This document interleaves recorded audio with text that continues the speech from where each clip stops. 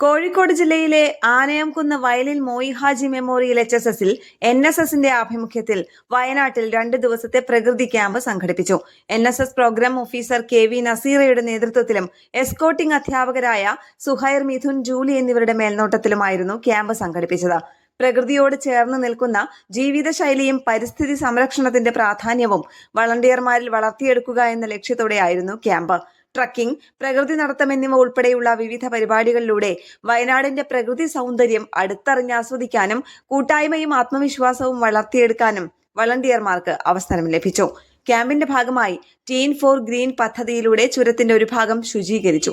പരിസ്ഥിതി സംരക്ഷണ സന്ദേശം സമൂഹത്തിലേക്ക് പകർന്നു നൽകുന്നതിനും പൊതുസ്ഥലങ്ങൾ മാലിന്യമുക്തമാക്കുന്നതിനും ഈ പ്രവർത്തനം സഹായകരമായി.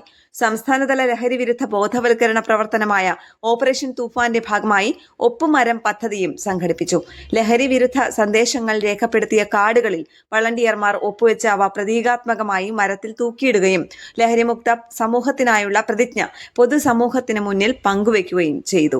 പ്രകൃതി സംരക്ഷണം, സാമൂഹിക പ്രതിബദ്ധത, സേവന മനോഭാവം എന്നിവ ഒരുമിച്ച് വളർത്തിയെടുക്കുന്ന ഈ പ്രകൃതി ക്യാമ്പ് വളണ്ടിയർമാർക്ക് അറിവും അനുഭവങ്ങളും നിറഞ്ഞ ശ്രദ്ധേയമായ വേദിയായി മാറി. ന്യൂസ് ഡെസ്ക് കേരള പ്രണാമം.